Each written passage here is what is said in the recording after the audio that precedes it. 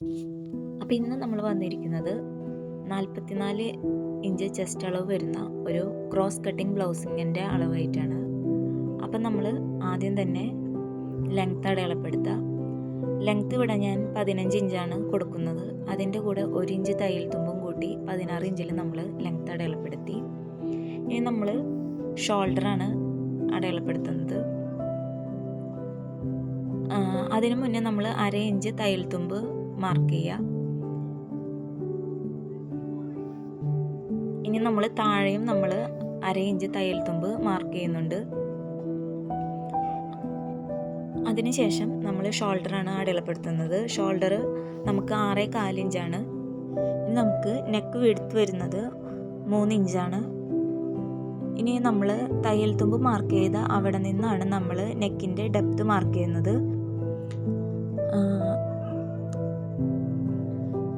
അതിനുശേഷം നമ്മൾ അതിനൊരു സ്ക്വയറായിട്ട് വരച്ചെടുക്കുക.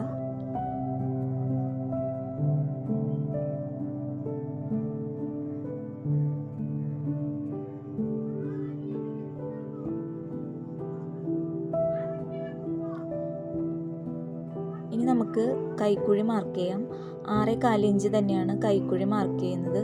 നമ്മുടെ ഷോൾഡറിൻ്റെ അളവ് എത്രയാണോ അത് തന്നെയാണ് കൈക്കുഴിക്കും എടുക്കുന്നത്. അവിടെ നമുക്കൊരു ബോക്സ് പോലെ വരച്ചെടുക്കാം.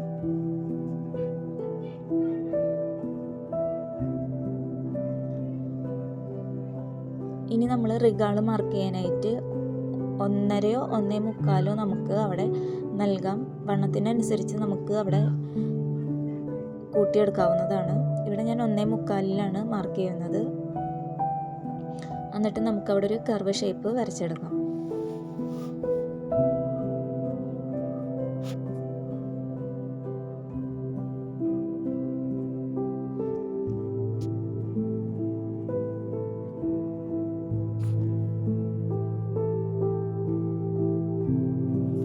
ഇനി നമുക്ക് നെക്ക് റൗണ്ട് ഷേപ്പായിട്ടൊന്ന് വരച്ചെടുക്കണം.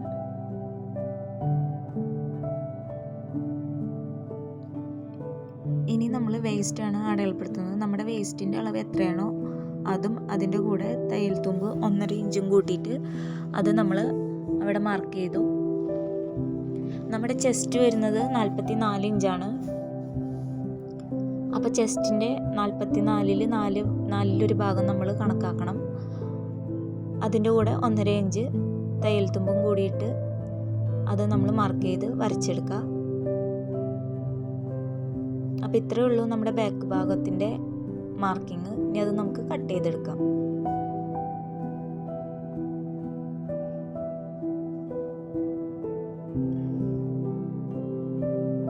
അപ്പോൾ നമ്മൾ കട്ട് ചെയ്തെടുത്തിട്ടുണ്ട്.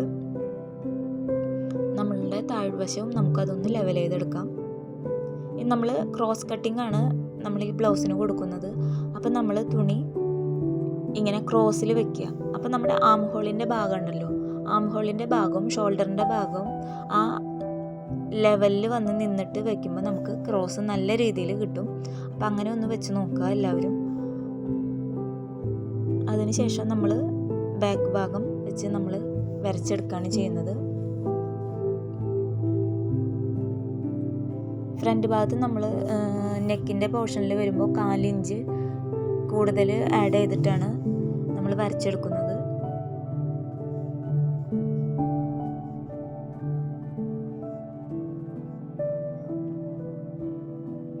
നമ്മുടെ ഫ്രണ്ട് നെക്കിൻ്റെ ഇറക്കം വരുന്നത് 6 ഇഞ്ചാണ്.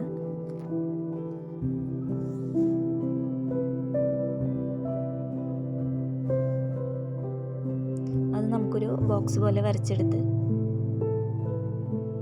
ഷേപ്പ് ചെയ്യാം.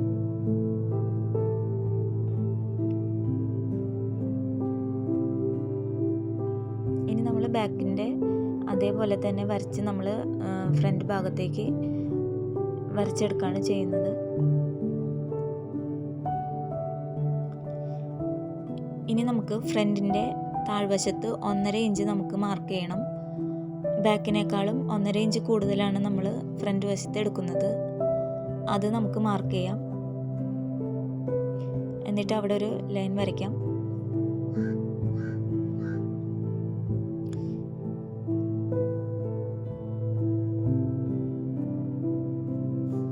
ഇനി നമുക്ക് ആ 1.5 ഇഞ്ച് മാർക്ക് ചെയ്തോടത്തു നിന്നും മുകളിലേക്ക് 4 ഇഞ്ച് മാർക്ക് ചെയ്യണം. രണ്ട് സൈഡിലും നമ്മൾ 4 ഇഞ്ച് മാർക്ക് ചെയ്യണം. അതാണ് നമ്മളുടെ ബാൻഡ് തയ്ക്കുന്ന ഭാഗത്തിൻ്റെ മാർക്കിംഗ് ആണ് അവിടെ നമ്മൾ വരച്ചത്.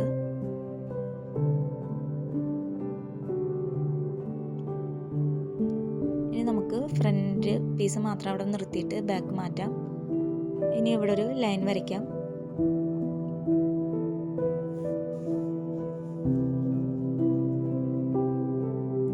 ഇനി കഴുത്തുനിന്ന് നമുക്ക് ഷേപ്പ് ചെയ്തെടുക്കണം.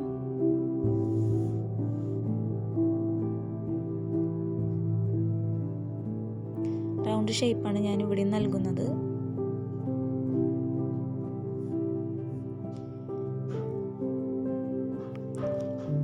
ഇനി നമുക്ക് മെയിൻ ടക്കിൻ്റെ വിഡ്ത്താണ് എടുക്കേണ്ടത്.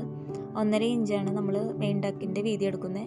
അപ്പോൾ 3 ഇഞ്ചിൽ നമ്മളത് മാർക്ക് ചെയ്ത് വരച്ചെടുക്കുകയാണ് ചെയ്യുന്നത്.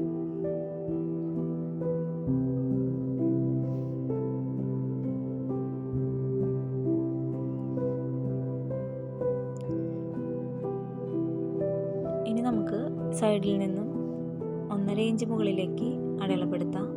ഇപ്പറേ 4 ഇഞ്ച് അടയാളപ്പെടുത്തി കൊടുത്ത് 1 ഇഞ്ചും നമ്മൾ അടയാളപ്പെടുത്തി. അതിനുശേഷം നമ്മുടെ ഡാട്ട്സ് ആണ് നമ്മൾ അടയാളപ്പെടുത്തുന്നത്. 10.5 ഇഞ്ചിലാണ് ഇവിടെ ഞാൻ ഡാട്ട്സ് കൊടുക്കുന്നത്. ഈ ഡാട്ട്സിൻ്റെ അകലം വന്നിട്ട് 4.25 ഇഞ്ചാണ്.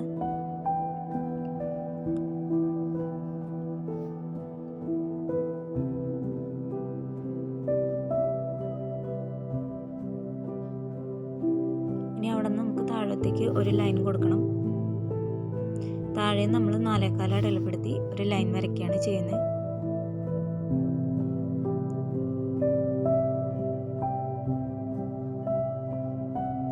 ഇനി അവിടെ നിന്ന് 1.5 ഇഞ്ച് ഈ സൈഡും 1.5 ഇഞ്ച് ആ സൈഡും കൂടി നമ്മളൊരു ടക്കിനുള്ള മാർക്കിങ് ചെയ്യാണ്. ഈ 1.5 ഇഞ്ചാണ് നമ്മൾ അവിടെ കൂടുതലായിട്ട് 3 ഇഞ്ചായിട്ട് എടുത്തിരിക്കുന്നത്. ഇനി ഈ 1.5 ഇഞ്ചിൽ നിന്നും നമ്മൾ ഇപ്പോൾ ഈ ടക്ക് വരച്ചതിലേക്ക് നമ്മൾ ഇങ്ങനെ ഈ വീഡിയോയിൽ കാണുന്ന പോലെ യോജിപ്പിച്ചെടുക്കാം. നേരെ വരയ്ക്കാതെ ഇപ്പോൾ കാണുന്ന പോലെ തന്നെ വരച്ചെടുക്കണം. ഇനി നമുക്ക് റിഗാളൊന്ന് കുഴിച്ച് വെട്ടണം. അതിന് വേണ്ടിയിട്ട് നമ്മൾ ഫ്രണ്ട് ഭാഗം നമ്മളൊന്ന് മാർക്ക് ചെയ്തെടുക്കുകയാണ്.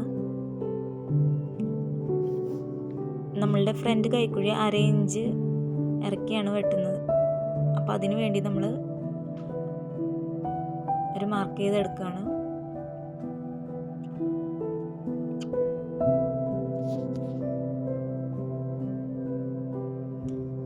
അപ്പോൾ ഇത്രയേ ഉള്ളൂ. നമുക്കിനി ഇതൊന്ന് കട്ട് ചെയ്തെടുക്കാം.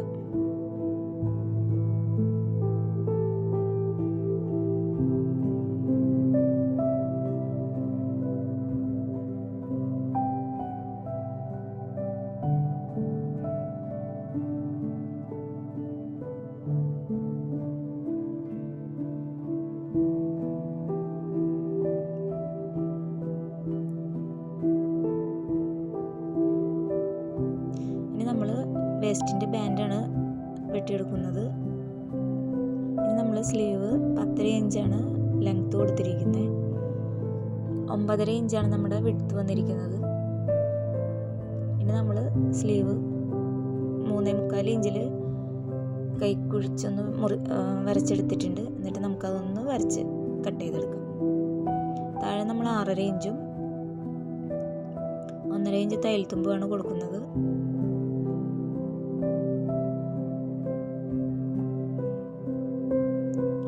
കുറച്ച് ഭാഗം ജോയിൻ ചെയ്യാനുണ്ട്.